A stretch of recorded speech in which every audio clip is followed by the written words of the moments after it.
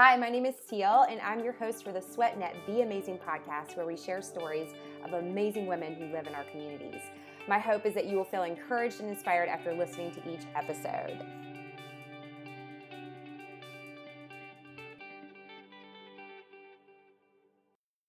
Hi, everyone. Thank you so much for joining me today here on the Be Amazing podcast on SweatNet. I'm your host, Cel, and I'm excited about the conversation today because I really think it's addressing things that as women, we continue to face when it comes to how we see ourselves. And I can't wait to share who my guest is.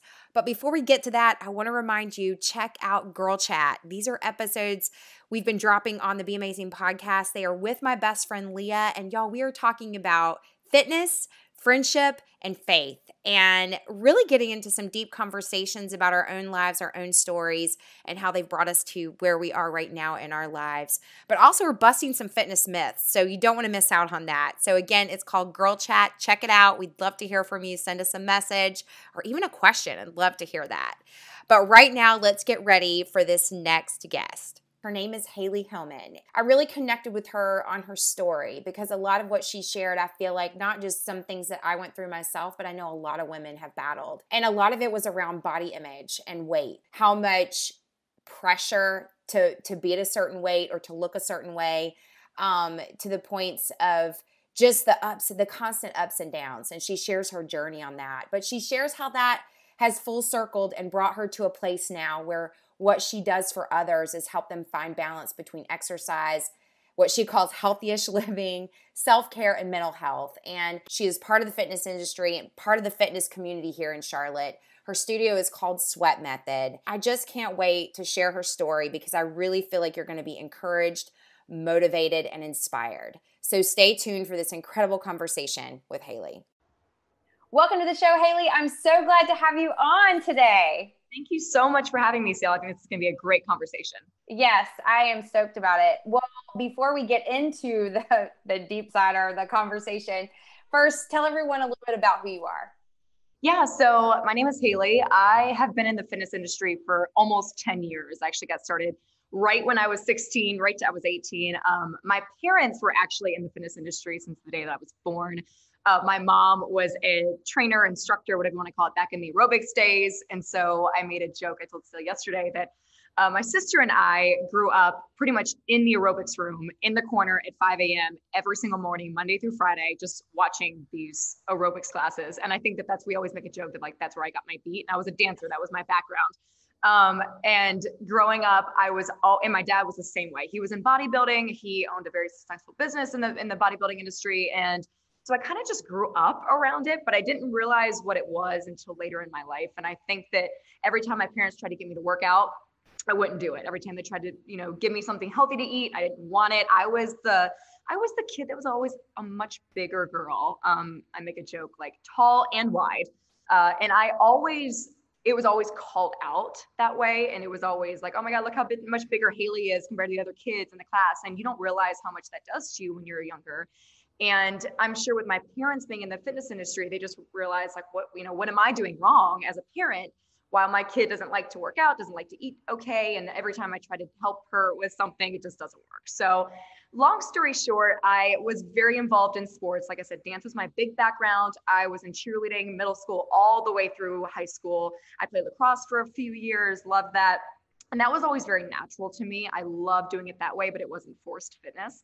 And then probably when I was 17, I wanted to lose a few pounds for prom. And it was great. I went to Mexico for the week with my family, and I told my parents, do not let me eat anything out of a box. That's what I'm not going to do. And it's just funny how I thought that like that was health, that was fitness. And I was like, Mom, I need you to make sure I work out every day of vacation. And I came back and I lost, quote unquote, lost 6 pounds, and I felt really good. And it was funny because when I went to school, everybody was commenting like, you look really good. And this, you seem like you lost a little, a couple pounds. And it was almost that immediate reaction, like, ooh, I should just keep going. And 5 pounds turned into almost 50, almost a year later. And it's really interesting to look back at what I thought was health and fitness at that point. And we can get into this much later down the conversation, but For me, it was exercising as much as possible. I was doing 2-a-days, waking up and taking my mom's class at 5 a.m. And then I would have practice for 2 to 3 hours at nights. And then if I felt like I didn't get enough, I would go and work out after practice. So sometimes I would do 3. I was very limited on what I would eat. It was only fresh foods. It was very little, no carbs, 0. Only fruits, only vegetables. And I was even that time in my life where like even fruits, I felt like were going to make me gain weight. That was the mindset that I had. But getting into that, I realized, I love fitness. And what's really interesting is that I was very shy growing up. The only time you got me out of my skin was when I was a performer, when I was dancing front and center, because that's where I really could show my personality. I just didn't really know the other ways to do it outside of dancing and performing. And when I was included in fitness, I felt like that was a community that I liked. I was able to kind of perform when I was in group fitness classes. And that was kind of what gave me this bigger outlet to show this confidence in me that I never had before. And then also in return, since I lost 50 pounds, I was getting all of these great comments of, to me saying how great I looked. And I felt just better about myself, but in a very different way than I used to. And I felt like, okay, people are finally seeing me. People are finally wanting to be around me. And I found this false sense of confidence through that. But I think that was what ultimately led me to the rest of my life. Of course, I don't think back and I want to change anything that I went through. And so it was crazy. I mean, like I wanted to get into bodybuilding. I wanted to do all these things, but I just realized ultimately, like I wanted to teach. I really wanted to be in group fitness. That was like what I felt on my heart was what I needed to do. And so is the day I turned 18, I signed up for my group fitness and my personal training certification, went that route. The first class I ever taught was actually Zumba. I would take a Zumba class at the YMCA. That was my thing. I freaking loved it. And then, so I got my Zumba certification. That was kind of where I started my fitness journey. And then I moved to Charleston, South Carolina for school. And I would actually just personal train people out of the back of my car. And Charleston's known for, you probably can find somebody doing something in fitness outdoors. I had like battle ropes. I had anything you can think of in the back of my Jeep Wrangler. And I would just find random people that I knew that wanted to work out. I would just train them and make some extra cash on the side. And then from there, I was introduced to an awesome cycle studio in Charleston that was just opening up. It was very similar to a Soul Cycle vibe, where you ride to the beat of the music, there's lights, everything it's like an experience. And that was what I loved. I loved doing that. And then it kind of just transformed into more boot camps. And then ultimately I ended up at Orange Theory for almost 5 years. I was a head coach there for a few years. And then I ended up co-owning a studio here in Charlotte and South End called Sweat Method. That's currently where I'm at right now. So we co-own this, and it's been an insane journey. And it's crazy to think that, it's been almost 10 years that I've been doing this, but I think that the fitness industry is one of the hardest, but the most rewarding places to be. People don't understand how demanding it is, how pressure filled it can be. But I think when you have the right intentions, it'll just get you the farthest. And you know this, Seal, that the people that work out with you every single day, it's an incredible feeling to be around those people. And you have to give a lot. You're very much a giver when it comes to being, whether you're doing personal training, whether you're doing group fitness. I think that lots of pros and cons, but it's just one of the best industries to get into, specifically post-COVID right now. It's a very interesting topic. We talked about this yesterday to see what the changes are, but then also how like group fitness and personal training and just fitness in general has just stayed. It's not going anywhere. If anything, it's just going to get even bigger. And I think that there are just a lot of opportunities here. And we've seen so many more people that have never opened themselves up to fitness before. And I think that wellness is now coming into play, which is a big part of my life now. Because of the journey that I have been through with my eating disorder, my food addictions, and just body image struggles in general.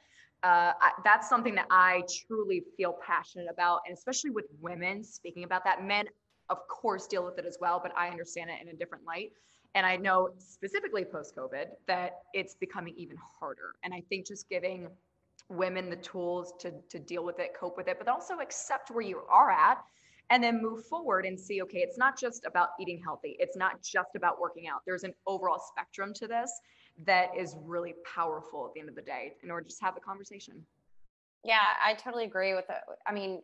You've said so much right there just in this last little bit of your conversation talking about fitness. And talking about wellness, and that wellness is a huge piece of it. And I love what you said about embracing where you are. Like where you are right now, this is part of your journey. Your journey, it's not, so many people put an arrival on something, or they're like, when I get to this point, and then you get there and you realize like, no, I want to push myself harder. So it's never about finding that like spot where you're just gonna ultimately arrive at it. It's just this continuing journey, because as you age, your fitness changes.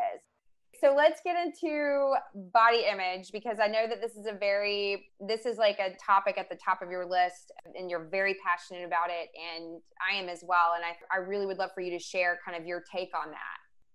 Well, I think it'll help to give people a little bit of context on my journey and what I've had to deal with specifically in the last, I guess, almost 8-9 years. I've kind of been through it all. Like I said, growing up in the fitness industry, there was a lot of pressure for me to look a certain way, and I was never a certain way. I don't have the body type that is naturally tiny. I have to work very hard. Specifically when I was younger, and you hear all the time, it's like, oh, when you're in college, when you're in high school, you can eat whatever you want. And I was like, where are these people? Because I am the only person that doesn't seem to fit that mold. And it was always so hard for me to understand it. And I always felt like I wasn't living up to my expectations and other people's expectations of me, whether it was set or not. I just felt that that's how I was. And it was always so hard unless I was actively playing sports a lot, or unless I was actively working out all the time. So starting back, like I said, in high school, I kind of touched on earlier, I thought my vision of being healthy was working out as much as possible, eating as clean as possible. And what I didn't realize till years later was that I did not have anorexia. I wouldn't put myself in that box. And I don't like to put people in boxes. I think that everybody has to deal with the way that they are. But if you want to put a label on what I dealt with, orthorexia is essentially you are obsessed with healthy, quote unquote healthy, specifically things that you put in your mouth, how often you work out. It's always the obsession of thinking about, I need to do this. And then you have you get very scared to gain any weight back, which was essentially where I was. I lost a lot of friends. I didn't do any social hours because I knew that those people, especially when you're in high school, kids at that point, they don't really care about the foods that they're eating, what they're drinking, anything like that. And I was very much a part of that before. And then when I got into it, I mean, I wouldn't touch a piece of pizza. I wouldn't have a bite of anybody's ice cream. It was to that point where I was so obsessed. And I think at the end of the day, it was because I felt like I had gotten so much recognition for losing so much weight. And people were asking me, what did I do? And how did I get to this point? Oh my God, you look so great. And then the biggest thing was I was getting so many opportunities, which is a conversation for another time as well. But I think that I felt like people are finally seeing me and I'm getting all these compliments, and because I look so great, but yet under the surface, I'm working my ass off. I don't have any friends anymore. I hate the way that I feel. I am tired all the time. I'm losing my period. It was just at that point where I was like, it's worth it for me, because I continued to get those compliments. And not to say that anybody did it on purpose. Nobody knew what was happening. And I want to say that to anybody who feels like, oh my gosh, I give people compliments for losing weight. I think that it's a hard line. I don't think I have an answer for that right now, because I'm in fitness. You're in fitness. We like to make people feel good, but I want to make sure that we're giving people those compliments no matter what size they are, and not making sure that they feel complimented because they're losing weight, because that just in turn creates this hamster wheel of the only way that I'm going to be seen is if I'm smaller. And that's how I felt for years. And so I did that for probably 2 to 3 years. I got into college and things just took a big dive. I'm just going to go that route. Got around people that I should not have gotten around. I mean, like you hear about the typical college thing, but it was just a very, very dark time in my life, very dark. And luckily I was able to stay in the fitness industry, but when I started teaching cycle, I was cycling 3 to 4 hours a day. And so I was also starting to think more on the mindset of like, okay, maybe I should start eating a little bit more, because I'm training a lot. I have to teach these classes. I got to keep up with it. And not only was my mental state in a very bad place, but then I just started eating like a, regular person would. And I ended up over a year putting 50 pounds plus back on. That people do not realize, and you have a bodybuilding background, you understand that like people who have lost a lot of weight and have gotten so much recognition and then they put it back on and sometimes plus more, hardest thing I've ever had to deal with in my life. I felt like I was unworthy of being in the fitness industry. I felt just like I didn't know who I was. When I looked in the mirror, I said a year ago, I looked 100% different. And it does something mentally to you that I can't even explain. And it freaking sucks because it's like, then I went back to the place of like, okay, well, what I did last time was I just worked out a lot and I ate really healthy. Okay, I did that once I gained that weight back and nothing worked. And what happened was that I developed what I'm calling a food addiction where, I kid you not, I thought about food the entire day. Not food as in, I need to eat super healthy and blah, blah, blah. It was, oh my God, I just want a cheeseburger. Oh my God, I just want to go have French fries. I just want to do all this. And what ended up happening was that like, I would go to the grocery store and I would like sneak a bag, into my purse. And not to say that you should do this, but that was where I was at the point. I didn't want anybody to know that I would be eating chips or having a cookie. And I would sit in my car and eat 15 cookies. I never got to the binge state. I want to be very clear about that because that's a very big issue that a lot of people deal with. But there was so much remorse that I had and so much guilt that I felt that would happen on a daily basis, where I would just binge and binge and binge. And I just thought about food 24/7. And yet like my weight wouldn't go anywhere. When I was around people, I was very healthy. I ate the salads. I didn't, I'd have the protein shakes. I wouldn't eat any fats, any carbs. But then under the surface, I would be binging all the time.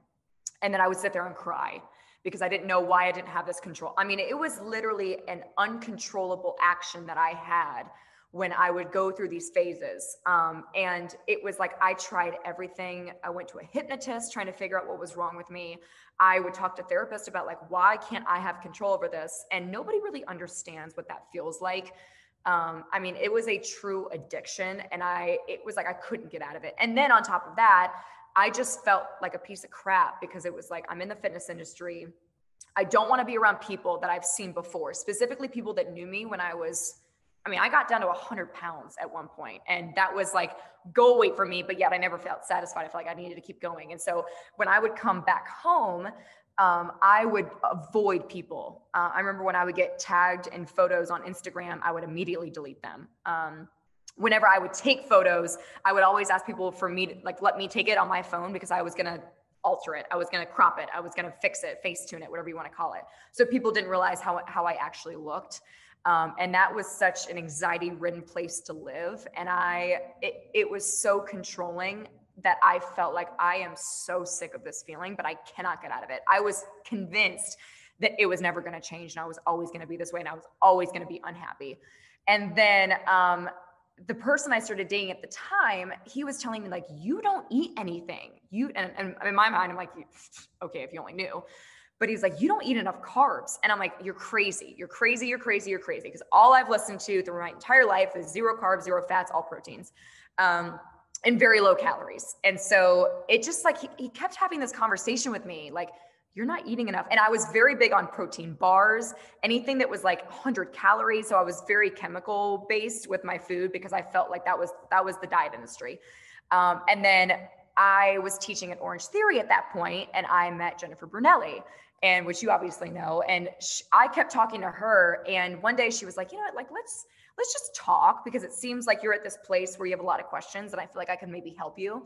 And I remember the first time I went in there, she did my body fat percentage and I sat there and cried because I would never get on a scale because I knew if I got on a scale, it would really hurt me. But I knew if I wanted to get anywhere, I really had to be honest with myself. And of course, when you go and talk to a dietitian like Jennifer, she's going to tell you everything. And I love her. And if anybody's in Charlotte looking for a dietitian, I 100% recommend her because she was so helpful for me, because she didn't scare me at all. She didn't make me feel like, oh, you've gotten to this place and nothing like that. And she understood my background. And I was very honest with her about the way that I was living before that. And I mean, I just remember the ticket just came out of that body scan, and I just sat there and was just shocked by the number. And I think a lot of people see that too. And not to say that numbers are everything, but at that point I was so upset. But I also had a turning point where I said, whatever this girl is going to tell me, I'm just going to do it. And I was not prepared at all for her to tell me to eat more. And when she said it to me, I was like, you're full of crap. There's no way that I'm going to eat more food when I've done that. And look where it got me. Can't do it. But I was like, you know what? Like, I'm so tired of this feeling. I'm just going to do it.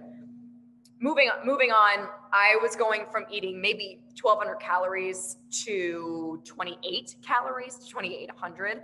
And I'll talk about this later. I'm not a huge calorie counter, but I think that it's really good to know where you're at. And I think specifically with somebody who's dealt with issues like mine, it was really eye-opening. And honestly, it changed my life, completely changed my life when I started doing this. And she was very flexible with me.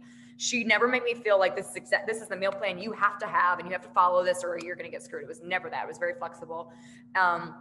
And I just said, okay, like, I'm just going to try it. You know, I told her, I was like, I'm going to gain the weight, but whatever, talking to the girl who obviously has gone to school for this and knows what she's talking about, because I clearly know what I'm doing. And so a couple weeks later, I'm like, you know what? I just realized that I haven't had a binging episode in 2 weeks. 3 weeks goes by, 4 weeks goes by. I'm like, I haven't had a single binge, not freaking one. And I'm like, okay, hold on.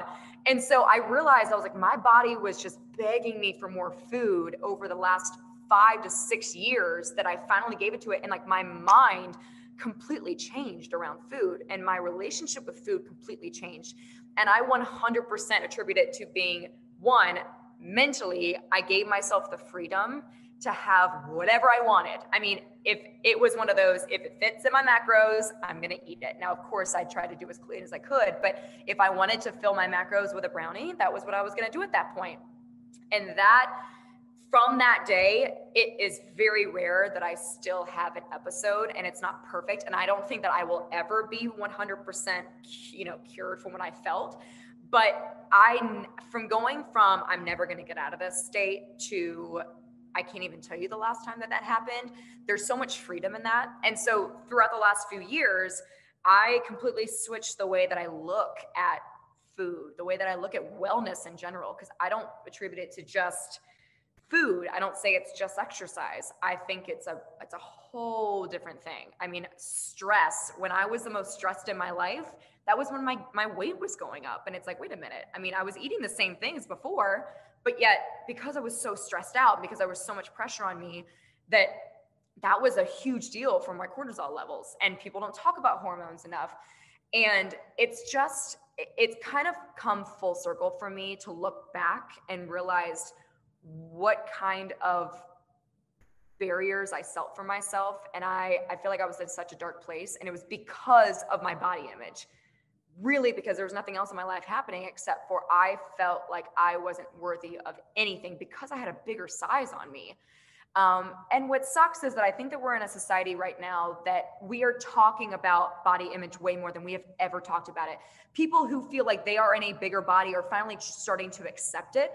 But I think that we're also in a society that people don't accept bigger bodies, and they don't attribute it to it. And I was laughing the other day that I saw that Sports Illustrated did I think it was like a fashion show or whatever, and I loved it. Then I sat back and I was like, you know what, this is a step in the right direction, but you'll never see anybody that's a size 4+ be on the cover of that magazine. It's not going to happen. Why? Because people won't buy that magazine, because we still have tendencies of, I'm going to call it fat phobia, and we don't really accept people as they are yet. We're starting the conversation, which I think is a step in the right direction, but it's just people kind of talking about, like, no matter what size body you're in, we've got to stop giving so many compliments to the smaller ones. And we've got to start fulfilling people's needs of, if I am in I don't even want to say bigger, because bigger is rhetorical for anybody, but it's like, if I feel like I am not that 00 kind of girl or man, then I'm not going to get the recognition that I needed. And it's a hard place to be. But I think that looking back, I am not the size that I was before. And I don't try to get back to that point because I knew mentally where I was at, it wasn't worth it for me. Do I have days that I still feel like, oh my gosh, I'm picking my body apart? Absolutely. Absolutely.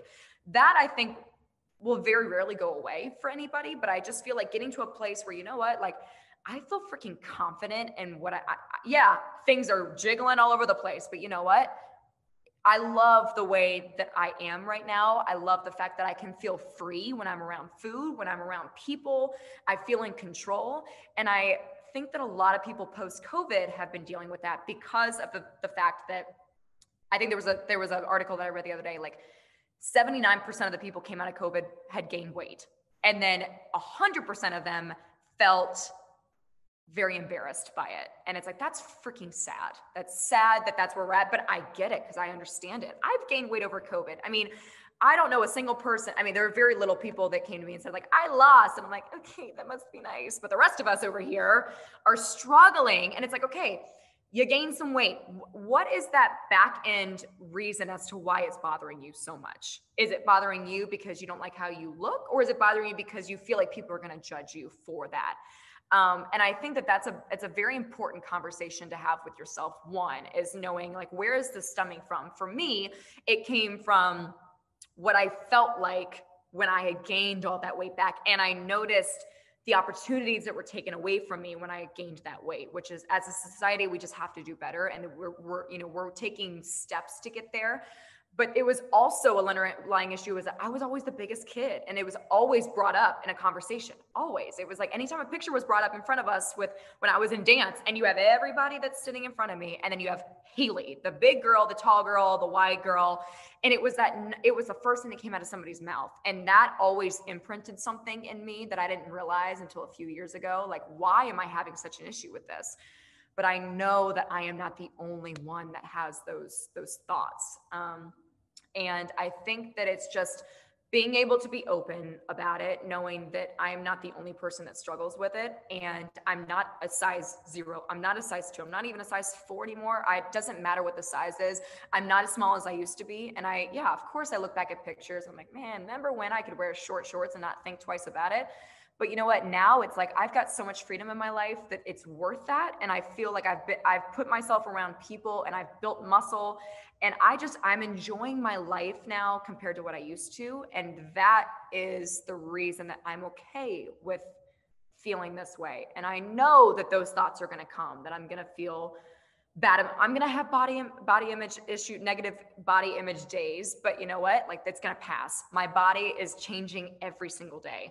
And there's more and more that's coming out about that. And I think it's so powerful, especially with TikTok and Instagram, and people are talking about it more.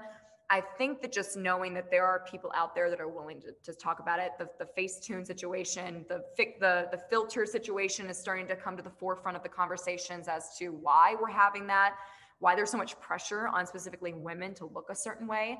I mean, that's why I love what you're doing, and the fact that like, you're letting women wear a bikini on stage, but guess what? You're not going to get a trophy for being the smallest person that's on that stage. I mean, and giving people the opportunity to feel like, you know what? I am not the smallest out of my friends group, but I'm going to feel freaking good. And I'm going to live my life. I'm going to be healthy. I'm going to try to be the best version of myself without losing my life. And I think that that's where people have got to find that balance of like, what do I enjoy doing? But also like, I want to live at my fullest. And being super tiny, super skinny because I'm not eating and not going out to social hours, that freaking sucks. You're not living your life.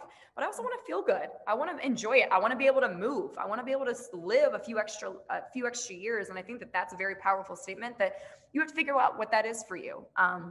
But what is it going to do to you mentally as well, as I think is a much more important conversation. Yeah, I think the body image thing, I mean, both men and women deal with it. I agree with you. With most women, I think it's like I feel like it's just instilled in you, like from the time you're little, like the minute, and now I think even more so because of TikTok, Instagram, girls see like all the images and the filters. We didn't have that. I didn't have that.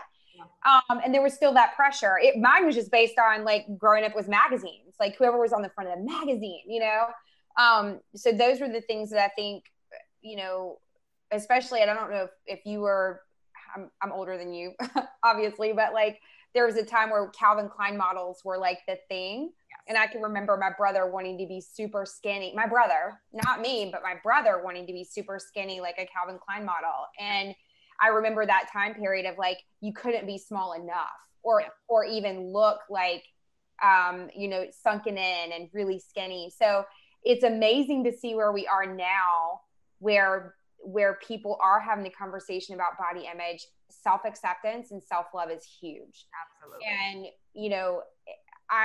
same thing. I'm not perfect at that. I will judge. And I can tell you probably more than half the fitness trainers or anybody that's in fitness, there's that pressure to live up to some like image of what they should look like as a trainer or a coach or whatever. But you're still human. You're still a person, and your body is unique to you. And it's when you learn to love and embrace yourself and get outside, because we can get really stuck in our heads and everything's happening up in your head. Like you're having these negative conversations. You're the one that's judging yourself, and you're the one that has set this expectation. So it's when you can just start to, I even want to say, relax a little bit and really start to love yourself, then that helps with the whole stress, because it is the stress, the hormone stress and all that can create like this like you're on a wheel, this ongoing wheel of like yo-yo of where your weight goes up and down. I'm eating a ton, I'm not eating anything, and it just keeps going. So I think that, love yourself, embrace the body you've been given, and you always work towards it being better, stronger, because strong is the new beautiful, and not to be so self-critical. That's a really big thing. I think you learn to love yourself and you'll be able to love other people. Yeah. And I think that's just a really big piece. And I love the conversation that's going on now with body image, and especially with young women seeing it, and just women of all ages. Like women have balance a lot between work, family, career, like all of it. And I think even more so now, because women are more career oriented, and they are at this point where it's like strive for better, reach for higher, push yourself harder, be to everyone. But take a step back and really look at what you like about yourself, and love on that. Like love that, because you're unique and you bring something, and that will help you view yourself and your physical body. Because just like you said, your body's going to always change. You're always changing. We never reach a point where your body just like stays this way and it's just going to be like this forever. It's always changing. And it's so interesting. I saw something the other day on Instagram that was like, when I'm, size 20, I want to be a size 18. You get to a size 18, I want to be a size 16. And I'm telling you, as somebody who I'm 5'5", when I'm at lowest, I think I got below 100 pounds, and that was my goal weight. As soon as I hit 100, I said, can I get to 95? You will never be satisfied ever. And I think that people think, and I think this goes for a lot of different directions as well, but I think that people think like, oh, as soon as I get this weight off, I'll be happy. And it's like, honey, I'm going to tell you that right now. I had the weight off. I probably had 3% body fat at one point. I was not any happier, 0. And so people have this false reality of, if I'm skinnier, then I will be, or people will accept me more. And it's like, nope, I'm telling you now. And you always hear that cliche saying that like, at your funeral, nobody's going to talk about your body size, but it is so true. It's so true. And I go back to that question of like, where is that coming from? Was that just something that you were instilled? I grew up in the sense of like, no carbs, no fats, that 100-calorie range. You always had those little packets of things to eat. It was the Special K. It was, low fat, 0 fat, everything. And like, so I just grew up around that. And that was just what instilled in me. But it was also, girls didn't have muscle specifically. They had to be very skinny, very tiny. And I think that like, that was just always my background. But then I also, on the flip side, was around bodybuilding a ton. I mean, I grew up in the bodybuilding industry. And I noticed like, oh my God, these girls are getting judged, and no ill will towards the bodybuilding industry. But I think that doesn't help a lot of women specifically, that they get to a certain point, they get judged on their body, everything about it. And then they get done and they don't really have a sense of purpose after that. And then they are going to gain weight back. And that is such an emotional roller coaster. And that's just like a true testament to, we as women specifically put so much pressure on the way that we look. And it's like, why? At what purpose do we do that to ourselves? Well, we all do it. I mean, it's very rare to find somebody that's like, whatever. Or if they do, they're a size 0 and it's never affected them. But for the rest of us, it's something that's really hard to get through. And it's always going to be a struggle. But at what point are you going to accept it, move on with it, and then start encouraging other people to feel the exact same way? And I mean, you always want to have better for yourself. You always want to look a little different. But at the end of the day, it's like, yeah, like you said, you're always going to be trying to change something. Always.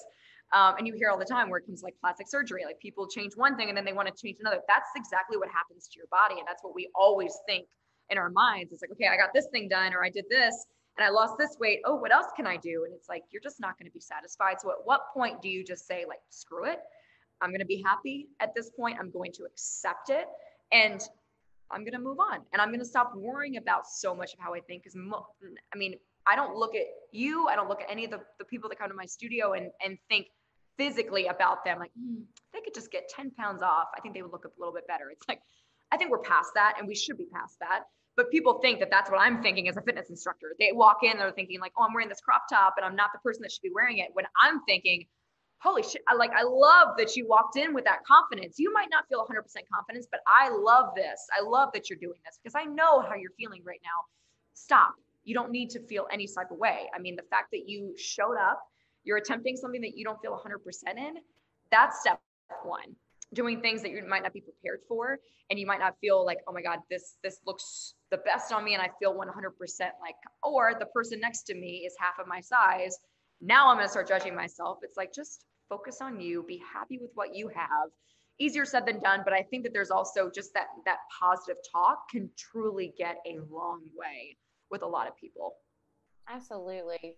And since we're kind of on this track now, if there is somebody right now that's listening that is struggling with body image, like just struggling with just the whole thing, like, you know, whether they have an eating disorder or they exercise like just crazy amounts of time, or they just struggle with like getting up every day and looking in the mirror, what would you say to them? One, I mean, I'm just going to say that I'm sorry because I know how that feels, but just understand that like, you are not your weight. You are not the way that you look. You're not your size. And I think that like, we automatically think that way. But if you want it, like, cause I understand it's like, I want to try something. If I don't feel happy, then like, try to do as much as you can while also completing your life, feeling good. And I would say, one, if you have zero idea about nutrition, you're just kind of winging the whole thing, that could be a big deal for a lot of people. And that can make a huge difference, not only physically, but mentally. I mean, there's so many studies out there that say like, you know, of course, the better you eat, I'm not saying the cleaner you eat, but the better you eat, mentally, you're going to be in a better place. You're just going to perform better in general. Your life, you're going to be happier, serotonin levels, all that stuff. There's a lot of benefits to truly focusing on good nutrition for a lot of people. And I just don't think people have the tools. I really don't. Or they have the wrong tools. They read the magazines on intermittent fasting. They read the magazines on keto. I get it. I've been there 100%. And it's like, talk to a dietitian first, in my opinion, but then I would also invest in a health coach. One that you think has walked the walk, has done their research, and has a very relaxed approach to it. And that's what I actually ended up getting about 3 years ago, was my health coach certification, because I noticed that like Jennifer Brunelli was incredible. There's a lot of great dietitians in Charlotte that you can work with. And I felt like, all right, I need to take it to the next step and figure out like, okay, sleep is a huge deal. Stress, huge deal. Lots of areas in my life that I'm not attacking as I should. And it's like little things that I know a lot of people that eat great, they work out a lot, and they come to me and they say, Haley, I'm still frustrated. I get it. Been there. How many hours a night are you sleeping? Are you drinking enough water? Are you, who are you hanging around with? Do you have a lot of negative influences in your life? There's a lot of, they call them rain barrels that you can attack and just see, like, are you overflowing in certain areas? I think that there's so much more to wellness than just fitness and nutrition. But for me, anybody who is struggling with just body image, get yourself around people who are promoting a healthier version of you, not a skinnier version of you. One, that goes on Instagram. You hear it, it's cliche. Everybody says it, but like, if anybody makes you feel less than from social media, you have to get them out. Because I know how that feels. I'm looking at somebody, I'm like, oh my God, I love their body. I need to do what they're doing. And it's like, okay, that doesn't help me at all. Great person, I'm sure they are, but like, it's not for you right now. Get around some positive people on social media, but then also in your life. And that's hard, but I think that you have to be honest with yourself and saying, like, am I going to a gym that's not promoting body image positivity? Are they trying to make me lose weight all the time? Is that their focus? I know a lot of gyms that do that, and it sucks, but they're going to get there at some point. They're not there yet. Is your gym not helping you? Are your friends not helping you? Is it hard to be around your family? I don't know what your thing is. I know what mine was. And I think you just have to sit back and be honest about it, and not to say you have to cut things out and cut people out, but just know if there are triggers in your life, get to know that those things are. Really invest in a dietitian, specifically if you're dealing with any issues with food, with, how you're living your life when it comes to nutrition. I think a dietitian can be very helpful, but I go the same route as a health coach, as they really need to have a very relaxed, laid back approach to it, a very accepting approach to it. Cause I think that there are some dietitians, and be careful when you come to nutritionists, because nutritionists are a whole different ballgame. Make sure that they know your background when it comes to like emotion. If you have emotional eating, if you do any of that stuff, tell them that, be honest with them, make sure that they give you somewhat of a flexible range, anything like that. Like I said, I don't calorie count anymore. I think that anybody who has dealt with an eating disorder or anything like that, it can be very triggering. So just know where you're at with that. And then lastly, to give you a tool, I would say to seek out a health coach that can really help you in all different kinds of areas. And this is for the person who is, I've done everything and I want to try something new. The number one thing is just to know that you're not by yourself thinking this way. There are so many people out there that reach out to me on the daily saying, I'm struggling. And I get it. And it's always going to be a hard conversation to have, but it's like, okay, let's have it. Let's see what we can do. But at the end of the day, like, it's got to work for you. It's little baby steps here and there that you can take. But everybody feels the same way. And we're just in a society that's having the conversation. We're just now getting into it, specifically post-COVID, which one of the positive things, in my opinion, that came out of it.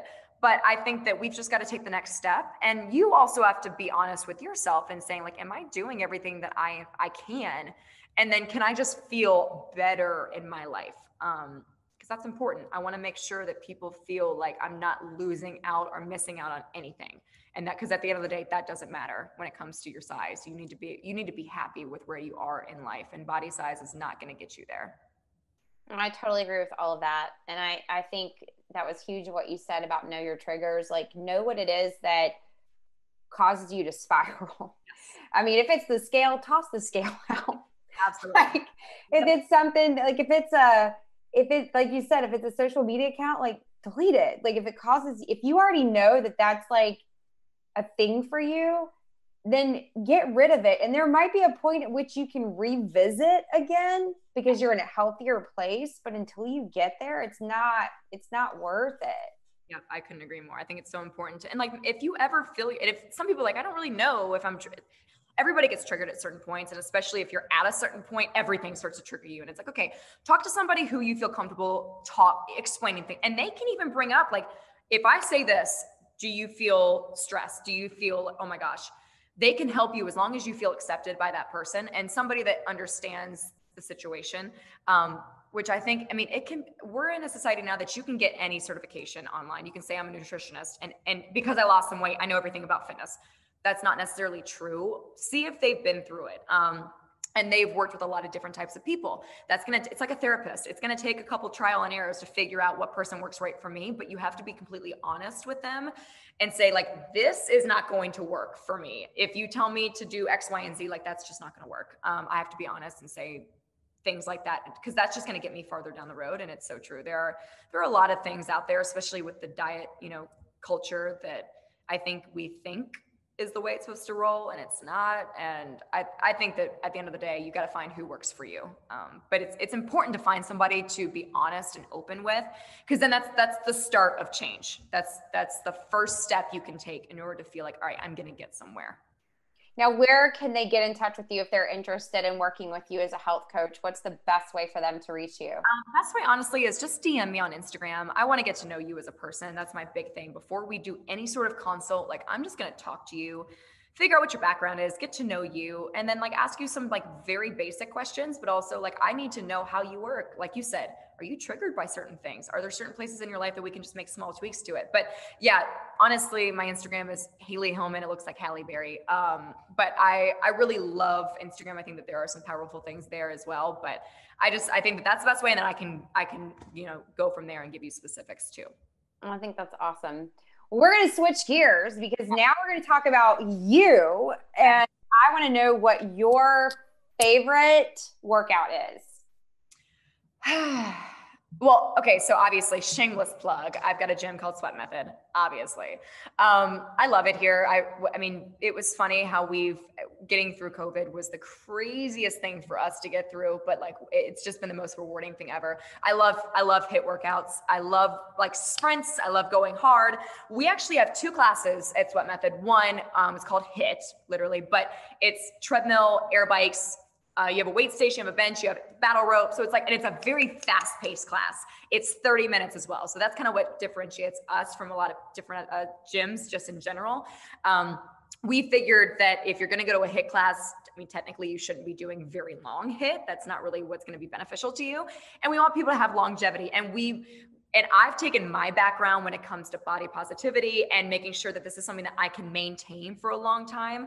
And I've been at a lot of different studios, taken a lot of different workouts. And I always felt like by the 30-minute mark in a 60-minute workout, I'm dead. I hit a wall. I can't do anything. Like, I'm like just sitting there staring at the clock, waiting until it's over. And it was funny how when we started doing 30 minutes, like, oh, that's it. And then as soon as people started coming, they were like, you know what? I work so much harder if I know it's only 30 minutes. That's a fun class. It's very fast paced. You're not on the treadmill for very long. You're not on the bike for very long. It's sprint based. It's interval based. We go very heavy with the weights. It's really fun. Always different. So of course, shamelessly, that's my favorite workout. And then our lit class is actually strength based, which has been so incredible here because we actually thought HIIT was going to do better than lit because people just like to sprint. They like to go fast. Lit is what we call our strength and core class. You get plenty of cardio in it, but you're on a mat with a bench, set of weights, and a slam ball. And you're essentially using the weights the whole time. So women specifically who come and take this class that don't really know what to do for strength training, but they need more in their life, they love it. And some of them came in here trying to pick up the 6-pounder. I'm like, no, you need the 20, 25 weights, and you're going to use them for 30 minutes. And a lot of things are time. So time under tension. That class is incredible. And I think why I like it the most is just because there's nothing really else around it in Charlotte specifically. But we keep you moving. It's the same pace as HIIT. Everything is 20 seconds to 30 seconds max. We're not going to squat for a minute. We're not going to pulse. Love other things like that, but we just want to get in, we want to get out. And it's been really fun. And I'm telling you, we have tried to create a community that accepts any body type that wants to lift weights here. I think we really push that. We want people to make sure that they get in that lit class specifically, at least once or twice a week, because it's so important specifically for women to have that strength training in their life. And I love it, but I love any class that just kind of gets my mind off of stuff. Like, let me leave everything out. And I want to come in here, work my butt off, keep my mind off of things, give me good music. Music, we spend a ton of time finding the best of the best. Justin, the co-owner, he creates all of our playlists through this thing called Pacemaker, and it's like a DJ app where everything is smooth, music is blaring. It's a really fun time. So yeah, obviously I really love the dynamics that we've created here. It's really cool. Yeah, it sounds like a blast, and I will definitely be making my way over there to take a class. I want to take both. I want to take HIIT and lit. So what about for you as far as daily motivation or inspiration? Do you have a quote? Do you have a song, or is there a podcast? Is there something that you're kind of leaning into right now? That's your I'm go-to? a huge podcast girl. I love podcasts. I really try to read books, but my mind and my ADD don't work with me very well on that. I'm always trying to do that stupid multitask thing. So I'm always listening to podcasts. One podcast in particular, when it comes to body image, that I love is I think it's called the Bird Papaya. She just recently came out with a podcast maybe a few months ago, and she is very positive body image driven, going from somebody who has a very similar background, from being very tiny, getting a lot of recognition, to gaining weight and noticing the difference in her life between that, but then also just accepting where she is and helping people cope with that. Yeah, I'm going to have times of struggle, and I'm going to have those thoughts, but like, at the end of the day, here's what matters. I think she has done a phenomenal job at stuff like that. But I'm just a big podcast person.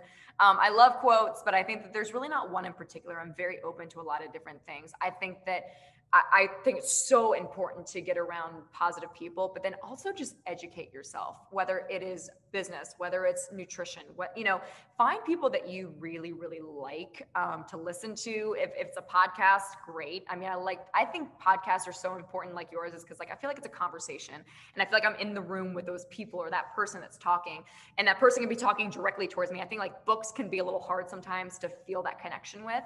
And it just is going to give you like that one little tidbit of inspiration for the day. But I think if anybody is really looking for anything to do with body image, the Bird Papaya is incredible. She does a great job. But I do think that you should be investing in yourself at least once a day, no matter what it is for you. I'm not a book person.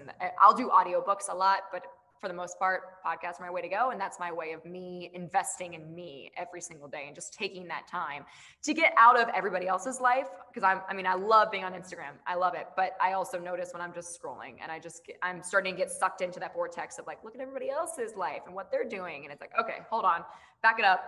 Let's do something that's actually going to propel me forward. Because I get it. I mean, people who say that they listen to podcasts all day, every day, and books. And I'm like, okay, that's cute, that's nice, but like for the rest of us, let's go farther. But I think that will just take you to the next level, not even just in your life, but just in general, to help you feel like a better person. The more prepared you are and the more experienced you are in things, the better you're just going to feel with body image, with your success, in your relationships. I think it all ties together, in my opinion. Yeah, it really does. It's all, I mean, taking time to educate your mind, or listening to something that's going to inspire you, like that all has to do with wellness. And I think it's really important. I think it's just a really big piece. And that's the other thing, just like you were talking about the workouts being short, like, you hit 30 minutes, you're done, you're out. Same thing, like with whether you're listening to a podcast or an Audible or whatever, you're not talking about having to spend hours doing it. It's just taking that little bit of time to give to that, whether you're doing it while you're like, I listen to podcasts when I run, like that's I'm multitasking. That's what I'm doing. I'm feeding my brain, I'm exercising my body, like trying to do both. So yeah, so it's just, but finding that little pocket of time that you can shut everything else out, and that's a give to yourself. So yeah, I totally am with you, or on the same page with that. As we wrap this up, is there anything else on your heart that you want to share with the listeners? I think just the number one thing is that I go back to, it's that you are not the size of your body, the size of your pants. And I think that if you ever feel triggered by that, just know that you are not the only person that does feel like that.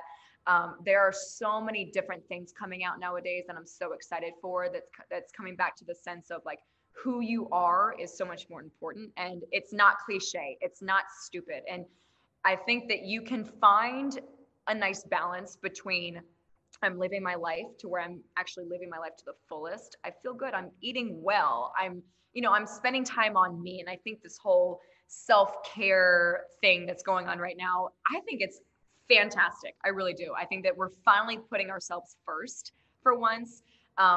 And I think that we're living in an era that we're finally having the conversation of like, what's going to help me? What's going to promote me? What's going to make me feel better? And anybody who is truly struggling with body image, like I said, just know that there are other people, all of your friends more than likely are dealing with it, male or female.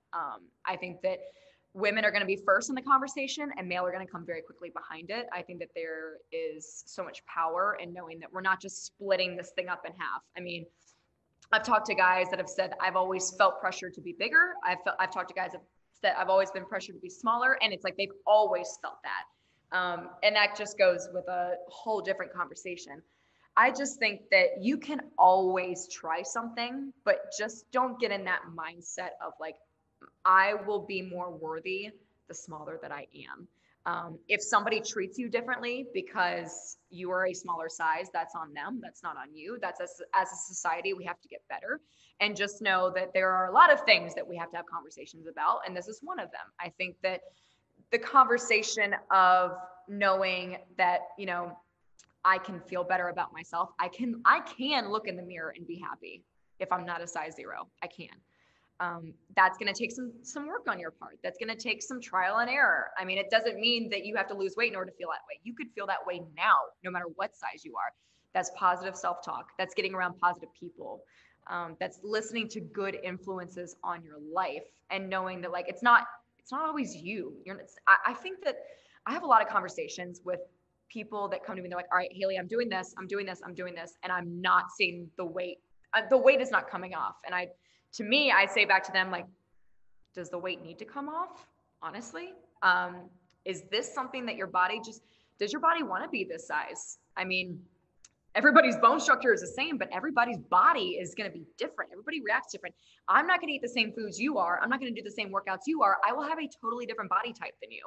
And so you have to finally come to that realization that like, okay, unless I want to go down a rabbit hole and eat nothing, don't see anybody on the weekends, that's great. You'll be smaller, but I'm telling you, you probably won't be any happier. And you have to learn to have body just acceptance. And that's going to be a conversation you start, 2, an acceptance that you have at some point. And you have to know that that might be you, and you have to be okay with that. And I think that, like you said, getting around people, following your page, following people's pages that are talking positively about them. If you see somebody's page, or if you are around a lot of people that make you feel a certain type of way, let's try something new for a while. Like you said, you can always come back to it. Find those triggers for you. Figure out why you're having the thoughts that you are. If it's coming to issues with eating or any sort of like a food addiction, orthorexia, anything like that, that's something that you should talk to somebody about. 1, to make sure you don't feel alone, but 2, help give you the tools, because you can get out of it. Because I was absolutely in that state where I knew that this is my life and this is what I was going to deal with for the rest of my life. You can get out of it.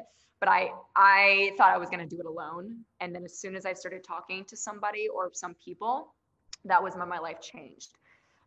You can't do anything alone. And this is one thing. And I think that acceptance from other people is really powerful when it comes to your growth. And I think that you just need to know that change can happen. And you've got to just start talking positively all the time. Put something on your mirror that makes you feel good, not a picture. Pictures don't do crap for anybody. They make you feel worse. Put something up there that makes you feel powerful each and every single day. And that it's just day after day, those little things are actually going to add up. And then a year from now, you're going to think, oh, remember when? And that's just what's going to be a huge factor in your growth. And yeah, I mean, honestly, at the end of the day, it's just the fact that you're not alone. Your body size is not your worth. And just knowing that change can happen, little things over time is going to make that a huge difference for you. That's awesome. This has been such an incredible conversation. And the part that you just said, talking about like your body is not what makes you worthy. It's just not. Like it's a part of you, but it's not all of you. And I just so appreciate your heart behind it, and that you're very passionate about helping others and inspiring others through your page and what you're doing with your business with Sweat Method. I've heard from outside people that have gone and taken classes and people that I didn't even realize that were into fitness. And I was like, oh, that's awesome. But just that whole positive vibe that you give off, it's very evident in what you do. And I just really appreciate all that you're doing for fitness, for the community, for our community here in Charlotte, but how you are inspiring others. And thank you for taking time to be on the podcast today. no, I absolutely appreciate you reaching out. And I think this has been an awesome conversation. And like I said, if anybody ever feels like they just need somebody to talk to, like, please DM me. I definitely think getting involved in what you're doing right now, Cel, is incredible. That's just one step for somebody to take into knowing that, like, okay, this is something that I can be. This is somebody that I want to be. I just don't know how to get there. Just get around some good people that can truly help you build in that sense. But I just hope that people really know that this is the conversation that's just getting started. And I'm excited to kind of see where it goes from here. And I think that people really feel empowered and excited about the future when it comes to positive body image, and not even just physically, but emotionally. We just all want you to feel like you are the beautiful person that you are. And I hope that that comes to light at some point, and however we can help you, we want to be able to get you there. And celebrate it. So you celebrate your moments. So you celebrate it's every little moment. It's not like some big, some big final, moment where you were talking about the body. This is interesting too. You were talking about the bodybuilding industry, fitness industry, as far as like from competitive fitness and figure and body and all these different things. All these athletes work for one day on stage. One day. They some might be months, some might be years, some might be anywhere from 16, 12 weeks, whatever. But it's for that 24 hours that they work for that 2 minutes on stage. That's it. The day after, it's different. It changes. And so, I came from the competitive side, so I understand the yo-yo that comes with that. Like, you work for that moment, you get to that moment. Oh, I want to hold on to that moment so bad, but it's not real. It's not real. Nobody lives in that moment forever. You have to have those seasons of where somebody is, and that's why athletes have seasons. Everything's in seasons. And so you have to look at yourself the same way. You're going to seasonally change because your age plays a role, your hormones play a role, like your lifestyle plays a role. So you have to be patient with yourself and allow the freaking time. Yep. And I couldn't agree more. And that's why I think that, like, now we're seeing more and more people are showing, like, hey, here's me when I get up out of bed in the morning, and here's me at the end of the day. You know that women gain about 7 to 8 pounds every single day because okay, nobody talks about that. Nobody. And it's like, okay, thank you, because I thought I was the only one who felt like I was 10 times bigger at the end of the day. But I think that, and I want to go back to, like, community very quickly, because I think that, like you said, a lot of athletes, a lot of bodybuilding, if they ever get into that industry, it's for one goal and runners, you see a marathon, and then what happens? 3 weeks, they do nothing because they did that marathon, which is incredible. Don't sign me up for a marathon. Absolutely not. But I think that, like, it's, when people have that goal, it's great. You hear the same thing. I'm going on vacation. I want to lose a few pounds. Okay, great. What about after the vacation? What about after the wedding? I think that when you come to Sweat Methods particularly, and there are so many gyms that do this so well, but, like, we try to get you to get in the community here, get to know people, really get to know your coaches. So, like, you don't just come for a few months and you get what you want out of it and then you go somewhere else. Like, you feel connected from the community, and, like, you show up because of the community. You're not always going to have that enthusiasm to go work out every single day, but you know that you've got people that want to see you and they want to see you succeed. And no matter where that is for you, I think that if you are trying to go somewhere, whether it's on a fitness journey, whether it's on just a health journey, whether it's just on a life journey, you've got to find that group of people that get it. Like, that, I mean, everybody has different pods, like, I've got my, like, friend group. They might not like to work out, but I've got my workout people. I've got that. But, like, find people that are a crew for you to be invested in you and you be invested in them. Long-term success, that's how you get farther. Because I just think that when you've got that one goal, like, as long as I hit that one thing, then I'll be good. And then you drop off. And it's like, no. As long as you build that community, that is what's really going to help you find an avenue and a road to just see overall success and want to be around positive people. Like, that is an easy way to do it. And if you think, I haven't found anybody here for community, like, get into a gym. It's crazy, but, like, you can find some really fun people. There are some positive people here. They're going to go out and drink on the weekends. They're normal people. Like, don't get me wrong. They're going to do their thing. But I mean, it's crazy how many friends have met here. And then all of a sudden we see them out and about in Charlotte on the weekends. And it's like, really? You met at the gym?